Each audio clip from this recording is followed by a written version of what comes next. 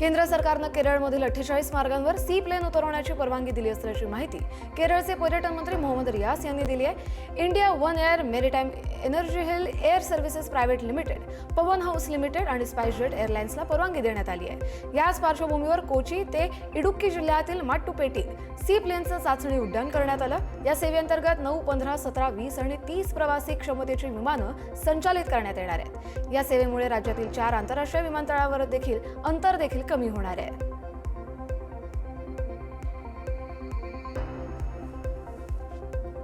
अहमदाबाद हवाई अपघातानंतर आर्थिक समस्यांशी झुंजत असलेल्या एअर इंडियानं टाटा सन्स आणि सिंगापूर एअरलाइन्स यांच्याकडे सुमारे 10,000 कोटी रुपयांच्या ताज्या आर्थिक मदतीची मागणी केली आहे। एअर इंडियानं दोन्ही भागधारकांना त्यांच्या हिस्स्याच्या प्रमाणात अतिरिक्त निधी देण्याची विनंती केली आहे। या टाटा सन्सचा जवळजवळ 75% आणि सिंगापूर एअरलाइन्सचा सुमारे 25% हिस्सा आहे। हा निधी पुरवठा इक्विटी किंवा बिनव्याजी कर्ज स्वरूपात असू शकतो। या प्रकरणावर अधिक चर्चा देखील सध्या सुरू आहे। श्रीरामाच्या दर्शनासाठी अयोध्येला जाऊ इच्छिणाऱ्या पुणेकरांसाठी आज एक मोठी आणि आनंदाची बातमी आहे। विमान कंपनी इंडिगो लवकरच पुणे ते अयोध्ये दरम्यान थेट विमान सेवा सुरू करणार आहे। राम मंदिराच्या लोकार्पणानंतर देशभरातील भाविकांचा ओढा अयोध्येकडे वाढलाय। सध्या पुण्यातून अयोध्येला विमानानं जाण्यासाठी प्रवाशांना आधी मुंबईला जावं लागतं, ज्यामुळे प्रवासात बराच वेळ वाया जातो। याच पार्श्वभूमीवर इंडिगोनं राम भक्तांची सोय लक्षात घेऊन ही नवीन सेवा सुरू करण्याचा निर्णय घेतलाय। इंडिगोनं पुणे ते अयोध्ये दरम्यान दररोज विमान सेवा चालवण्याची योजना आखली आहे। छत्तीसगड राज्याच्या स्थापनेला 25 वर्ष पूर्ण झाल्याच्या निमित्तानं यंदाचा राज्योत्सव खूप खास असेल। रौप्य महोत्सवी वर्षानिमित्त राजधानी रायपूरमध्ये होणाऱ्या भव्य महोत्सवात प्रगतीचं प्रदर्शन केलं जाणार आहे। यावेळी राज्याचे सगळे सरकारी विभाग त्यांची 25 वर्षातील उपलब्धी, योजना आणि नवनवीन उपक्रम जनतेसमोर सादर करणार आहेत। पर्यटन, कृषी, शिक्षण, आरोग्य, महिला आणि बाल विकास यासारखे विभाग त्यांच्या स्टॉल्समधून राज्याच्या विकासाची गाथा लोकांपर्यंत पोहोचवतील। विकास के 25 साल या मध्यवर्ती संकल्पनेवर आधारित स्टॉल्सची उभारणी करण्यात येते आहे। पंतप्रधान नरेंद्र मोदी आज छत्तीसगडला भेट देत असून राज्याचा 25व्या स्थापन दिनाच्या रौप्य महोत्सवी सोहळ्यात ते सहभागी होणार आहेत। या दौऱ्यात ते आरोग्य, पायाभूत सुविधा आणि ऊर्जा क्षेत्राशी संबंधित 14,000 कोटींहून अधिक किमतीच्या विकास प्रकल्पांचं उद्घाटन आणि पायाभरणी देखील करणार आहेत। दौऱ्याची सुरुवात नव्या रायपुरातील श्री सत्य साई संजीवनी रुग्णालयात दिल की बात या कार्यक्रमातून हृदय शस्त्रक्रिया झालेल्या 2500 बालकांशी संवाद साधून करणार आहेत। तसंच मोदी नवीन विधानसभा इमारत आणि माजी पंतप्रधान अटल बिहारी वाजपेयी यांच्या पुतळ्याचं अनावरण देखील करतील। उत्तराखंडच्या स्थापनेला 25 वर्ष पूर्ण झाल्यानं डेहराडूनमध्ये नगर प्राधिकरणानं पर्यावरणपूरक सिल्वर जुबली पार्क सुरू केलंय। या उद्यानात प्राण्यांच्या आकारातील वनस्पती शिल्प, मुलांसाठी खेळाची क्षेत्र, पुरेशी प्रकाश योजना आणि बसण्याची व्यवस्था आहे। हे उद्यान पर्यावरणपूरक जीवनशैलीबद्दल जागरूकता पसरवण्यासाठी नैसर्गिक घटकांचा वापर करून तयार केलंय। पूर्वी अतिक्रमण केलेल्या जमिनीवर उद्यान विकसित करण्यात आलंय। राज्य सरकारनं 25व्या वर्धापन दिनानिमित्त आयोजित केलेल्या अनेक उपक्रमांपैकी हा एक आहे। जगप्रसिद्ध तिरुमला इथल्या भगवान व्यंकटेश्वर स्वामी मंदिरात पुष्पयगम हा वार्षिक धार्मिक विधी मोठ्या उत्साहात पार पडला।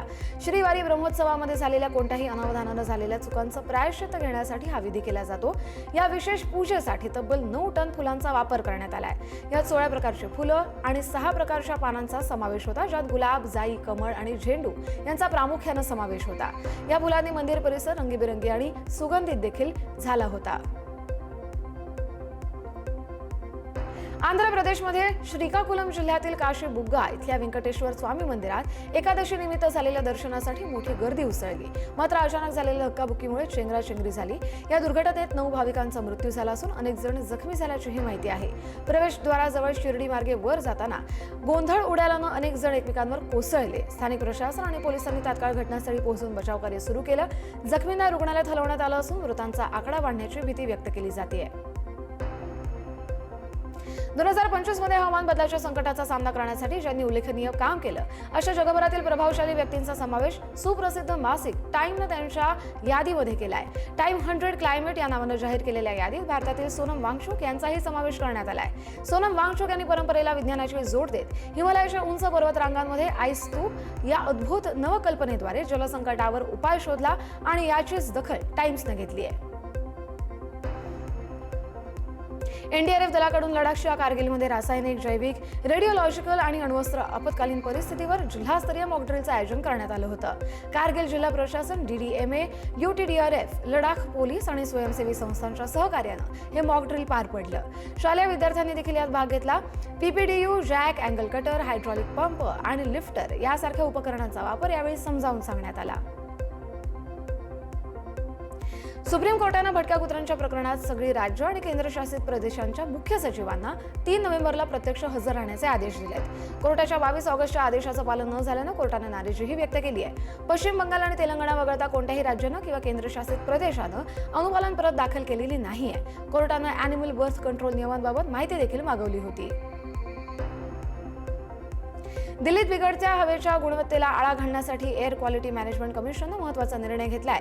एअर क्वालिटी मॅनेजमेंटनं इतर राज्यांमधून येणाऱ्या जुन्या BS3 हे डिझेल ट्रक आणि मालवाहू वाहनांना दिल्लीत प्रवेश करण्यास बंदी घातली आहे. इतर राज्यांमध्ये नोंदणीकृत सगळी वाहनं जी BS6 अंतर्गत येत नाहीत त्यांना दिल्लीत प्रवेश बंदी करण्यात आली आहे. या नियमाचा मुख्य उद्देश जुन्या डिझेल इंजिन असलेल्या मोठ्या व्यावसायिक वाहनांमुळे होणारं प्रदूषण कमी करणं हा आहे. तामिळनाडूमध्ये तिरुपूर महापालिकेनं प्रस्तावित केलेल्या कचरा डेपोच्या विरोधात चिन्नाकापिलियम आणि आसपासच्या 700हून अधिक गावकऱ्यांनी जनावरांसह रस्त्यावर उतरत तीव्र आंदोलन केलंय. तिरुपूर महापालिकेच्या 60 वॉर्डमधील कचरा सध्या परिसरातील खाणींच्या खड्ड्यांमध्ये टाकला जातोय. मात्र नागरिकांच्या सततच्या आक्षेपामुळे प्रशासनानं इडुवाईजवळील चिन्नाकालिपलायम इथं महापालिकेच्या जागेवर नवीन कचरा डेपो उभारण्याचा निर्णय घेतलाय. याच निर्णयाला इडुवाई पंचायतीच्या स्थानिक रहिवाशांनी प्रखर विरोध दर्शवलाय. महाराष्ट्र केसरी सिकंदर शेखला पंजाब पोलिसांनी अटक केली आहे. अवैध शस्त्र तस्करी प्रकरणात सिकंदरचा सहभाग असल्याचा आरोप प्राथमिक दर्शनी तपासातून समोर आला. राजस्थानमधील पपला गुर्जर टोळीशी त्याचा संबंध असल्याचं समोर आल्यानंतर सिकंदर शेखसह 4 शस्त्र तस्करांनाही अटक करण्यात आली आहे. आरोपींकडून 2 लाख रुपयांची रोकड, विविध प्रकारचे 5 पिस्तूल, काडतुसं आणि 2 SUV गाड्या देखील जप्त करण्यात आल्या. पपला गुर्जर टोळी उत्तर प्रदेश आणि मध्य प्रदेशातून शस्त्र आणून त्यांची पंजाबमधील मोहालीमध्ये विक्री करत होती. पंजाब पोलिसांनी पाकिस्तानशी संबंधित असलेल्या एका आंतरराष्ट्रीय शस्त्र तस्करी टोळीचा पर्दाफाश केलाय. या प्रकरणी 7 आरोपींना अटक करण्यात आली आहे. या कारवाईमुळे सीमापार चालणाऱ्या अवैध शस्त्रास्त्र पुरवठा साखळीला मोठा धक्का बसलाय. अटक केलेल्या आरोपींकडून 15 अत्याधुनिक पिस्तूलही जप्त करण्यात आली आहेत. हे सगळे आरोपी सोशल मीडियाच्या माध्यमातून पाकिस्तानमधील हँडलरच्या संपर्कात होते. ते पंजाबभर अवैध शस्त्र खरेदी आणि पुरवठा करण्याच्या कामात सक्रिय होते, असं पोलिसांच्या प्राथमिक तपासात समोर आलंय. मध्य प्रदेशातील सतनामध्ये भाजप खासदार गणेश सिंग यांनी क्रेन ऑपरेटरला मारहाण केल्याची घटना घडली आहे. राष्ट्रीय एकता दिनानिमित्त आयोजित कार्यक्रमादरम्यान हा सगळा प्रकार घडला. खासदार गणेश सिंग डॉक्टर बाबासाहेब आंबेडकर यांच्या पुतळ्याला हार घालण्यासाठी क्रेनच्या बास्केटमधून वर गेले होते. मात्र खाली उतरत असताना क्रेन अचानक थांबली आणि झटक्यानं पुन्हा सुरू झाली. क्रेन खाली येताच संतप्त झालेले गणेश सिंग यांनी बास्केटमधून बाहेर न पडताच ऑपरेटरचा हात खेचून त्यांच्या कानशिलात लगावली. हा व्हिडिओ सध्या सोशल मीडियावर मोठ्या प्रमाणात व्हायरल होतोय. चंदीगडमधील केंद्रीय अन्वेषण विभागाच्या न्यायालयानं DIG हरचरण सिंग भुल्लर यांच्या न्यायालयीन कोठडीमध्ये 14 दिवसांची वाढ केली आहे. भुल्लर यांना बुरेल कारागृहातून व्हिडिओ कॉन्फरन्सिंगद्वारे न्यायालयात हजर करण्यात आलं. CBIने भुल्लर यांच्या रिमांडची मागणी न केल्यानं न्यायालयानं त्यांना 14 नोव्हेंबरपर्यंत पुन्हा न्यायालयीन कोठडी सुनावली आहे. लाच प्रकरणी CBIनं 16 ऑक्टोबरला मध्यस्थ कृष्णानू शारदा आणि भुल्लर यांना अटक केली होती. मंडी गोविंदगड इथले भंगार व्यापारी नरेश बत्ता यांच्या तक्रारीवरून ही कारवाई झाली होती. दिल्ली कस्टम्सच्या अधिकाऱ्यांनी इंदिरा गांधी आंतरराष्ट्रीय विमानतळावर मोठ्या प्रमाणात अंमली पदार्थ जप्त केले. बँकॉकहून आलेल्या एका भारतीय महिला प्रवाशाकडून 970 ग्रॅम गांजा जप्त करण्यात आलाय. महिलेच्या सामानाची एक्स-रे तपासणी केली असता काही संशयास्पद वस्तू आढळल्या. कस्टम्स अधिकाऱ्यांनी तिच्या सामानातून व्हॅक्यूम सीलबंद पॅकेट्समध्ये ठेवलेला हिरव्या रंगाचा पदार्थ म्हणजेच गांजा जप्त केलाय. आंध्र प्रदेशात न्यायालयानं माजी महापौर कटारी अनुराधा आणि त्यांचे पती कटारी मोहन यांच्या हत्येप्रकरणी 5 दोषींना फाशीची शिक्षा सुनावली आहे. कुटुंबातील वादातून कटारी दाम्पत्याची हत्या करण्यात आली होती. 17 नोव्हेंबर 2015ला चित्तूर महानगरपालिका कार्यालयात या जोडप्याची निर्घृणपणे हत्या झाली होती. बुरखा परिधान करून आलेल्या आरोपींनी कटारी दाम्पत्यावर चाकू आणि खंजीरनं हल्ले केले. तसंच कटारी अनुराधा यांच्यावर गोळीबारही करण्यात आला. या प्रकरणी मुख्य आरोपी म्हणून मोहन यांचा भाचा श्रीराम चंद्रशेखर याची ओळख पटली आहे. दिल्लीतील फेब्रुवारी 2020च्या दंगलीचा कट रचल्याचे आरोप उमर खालिद, शार्जिल इमाम आणि इतरांनी सर्वोच्च न्यायालयात नाकारलेत. दंगलीशी आणि हिंसाचाराशी संबंध असल्याचा कोणताही पुरावा नाही, असं उमर खालिदनं न्यायालयासमोर म्हटलंय. यावेळी दंगली घडल्या तेव्हा खालिद दिल्लीतही नव्हता, तर त्याचा दंगलीत कसा संबंध असू शकतो असा सवाल खालिदचे वकील कपिल सिब्बल यांनी केलाय. दिल्ली दंगली प्रकरणी 751 FIR झालेले आहेत आणि त्यापैकी एका प्रकरणात उमर खालिदवर आरोप आहेत. ऑपरेशन सिंदूरनं भारताची बहुआयामी युद्ध क्षमता सिद्ध केली आहे, असं विधान कर्नल सोफिया कुरेशी यांनी दिल्लीतल्या चाणक्य डिफेन्स डायलॉगमध्ये केलेलं आहे. पाकिस्ताननं माहितीच्या आघाडीवर केलेल्या खोट्या प्रचाराला भारतानं प्रभावी प्रत्युत्तर दिल्याचंही त्यांनी नमूद केलं. डिजिटल साक्षरतेची गरज अधोरेखित करत आधुनिक युद्ध गोळ्यांनीच नव्हे तर बाईट्स आणि बँडविड्सनं लढली जातात, असंही त्या म्हणाल्या. तिन्ही दलांच्या समन्वयाचं हे ऑपरेशन प्रतीक असून तरुणांनी तंत्रज्ञान, शिस्त, धैर्य आणि नवोन्मेष यांचा संगम साधून राष्ट्र निर्मितीत योगदान द्यावं असं आवाहन देखील कर्नल सोफिया यांनी केलं. राजस्थानच्या भिलवाड्यात महिला मंडळाच्या व्हॉट्सअप ग्रुपवर पाठवलेल्या लग्नाच्या आमंत्रण लिंकद्वारे मोठी सायबर फसवणूक टळली आहे. अनेक महिलांनी लिंक खरी समजून डाउनलोड केली आणि त्यांचे व्हॉट्सअप तसंच मोबाईलमधले काही ॲप्सही हॅक झाले. एका सदस्याच्या फोनवरून बँक खात्यातून पैसे ट्रान्सफर करण्याचाही प्रयत्न झाला, मात्र सुरक्षा यंत्रणेनं तो हाणून पाडला. ही लिंक APK फाईल असल्याचं समोर आलं असून ते डाउनलोड होताच मोबाईलचं नियंत्रण चोरट्यांकडे जात आहे. पोलिसांनी अशा संशयित लिंक आणि फाईल्सवर क्लिक न करण्याचं आवाहन केलंय. बंगळुरूमध्ये 17 वर्षीय मुलीनं मित्रांच्या मदतीनं स्वतःच्या आईची हत्या केल्याचा धक्कादायक प्रकार समोर आलाय. नेत्रावती नावाच्या महिलेची हत्या करून ती आत्महत्या असल्याचा आभासही निर्माण करण्यात आला. मुलीच्या संशयास्पद वागण्यामुळे मावशीला शंका आली आणि त्यानंतर चौकशीत मुलीनं अखेर गुन्हा कबूल केला. प्रेमसंबंधांना आईचा विरोध असल्यानं आईची हत्या केल्याचं तपासातून स्पष्ट झालं. 4 अल्पवयीन मुलांनी मिळून टॉवेलनं गळा दाबून हत्या केल्याचं समोर आलं. पोलिसांनी सगळ्या आरोपींना ताब्यात घेतलं असून हे प्रकरण आता BNS कलम 103 अंतर्गत नोंदवण्यात आलंय. राजस्थानच्या कोटा जिल्ह्यात स्कूल बस आणि बोलेरोची धडक बसून भीषण अपघात झालाय. या 2 शाळकरी मुलांचा मृत्यू झाला असून 10हून अधिक विद्यार्थी गंभीर जखमी आहेत. ही धडक इतकी भीषण होती की काही मुलं व्हॅनमध्येच अडकली. स्थानिकांनी तातडीनं मदतकार्य सुरू केलं, तसंच बचाव पथकानं अडकलेल्या मुलांना बाहेर काढून रुग्णालयात हलवलं. पोलिसांनी घटनास्थळी पोहोचून पुढील तपास सुरू केला. दरम्यान अपघाताचं नेमकं कारण अजून अस्पष्ट आहे. जमैकामधील लोक मेलिसा चक्रीवादळामुळे रस्त्यावर आली आहेत. चक्रीवादळानं माजवलेल्या हाहाकारामुळे ब्लॅक रिव्हर शहरात अनेक जण रस्त्यावरील चिखल, ढिगारे आणि कोसळलेल्या दुकानांमध्ये अन्न पाणी शोधताना दिसले. वीज आणि पाणी पुरवठा खंडित असून गेल्या 3 दिवसांपासून इथे मदतही पोहोचलेली नाहीये. लोक भूक, तहान आणि अराजकतेत अडकलेले आहेत. स्थानिकांच्या मते 90% घरं उद्ध्वस्त झाली असून रुग्णालयांसह अनेक इमारतींचं देखील मोठं नुकसान झालंय. या चक्रीवादळामुळे जमैकामध्ये 19 तर हैतीमध्ये 30 जणांचा मृत्यू झालाय. रस्ते आणि विमानतळ देखील बाधित झाल्यानं मदत कार्याला विलंब होतोय. पाकिस्तानमध्ये हलक्या स्वरूपाचा भूकंपाचा धक्का जाणवलाय. राष्ट्रीय भूकंप विज्ञान केंद्रानं दिलेल्या माहितीनुसार रिश्टर स्केलवर या भूकंपाची तीव्रता 3.6 इतकी नोंदवली गेली.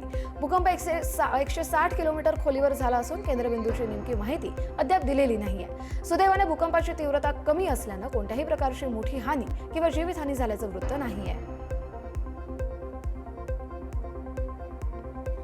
आफ्रिका खंडाच्या सुदानमध्ये अमानुष हत्या सुरू झाली आहे. उत्तर दाफूरमधील अल फशर शहरात जमिनी अक्षरशः रक्तानं भिजून निघाल्यात.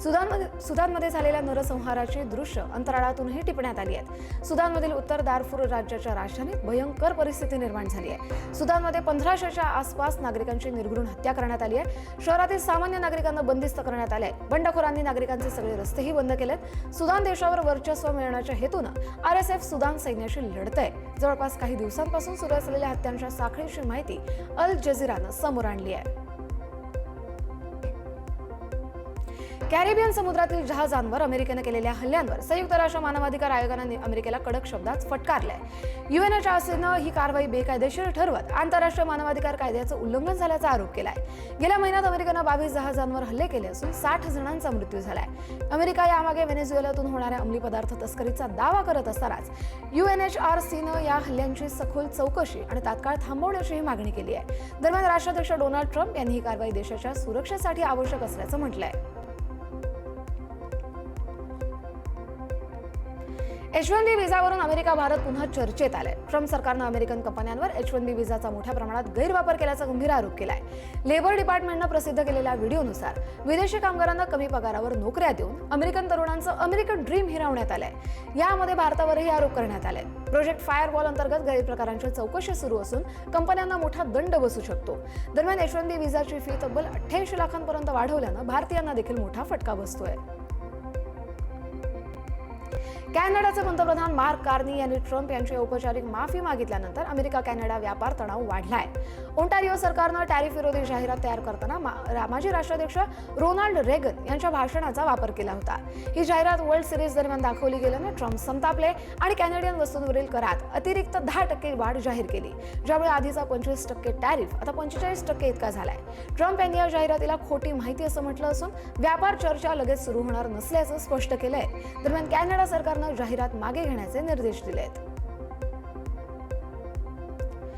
चीन अंतराळ संशोधनात आणखी एक अनोखी झेप घेण्याच्या तयारीत आहे. जिवकॉन प्रक्षेपण केंद्रातून शिन्झो-21 मोहिमेद्वारे चीन 4 उंदरांना अंतराळात पाठवणार आहे. मायक्रोग्रॅव्हिटीचा जैविक परिणाम, आहार, झोप, वर्तन आणि शरीरातील बदल यांचा अभ्यास करण्यासाठी हा प्रयोग केला जातोय.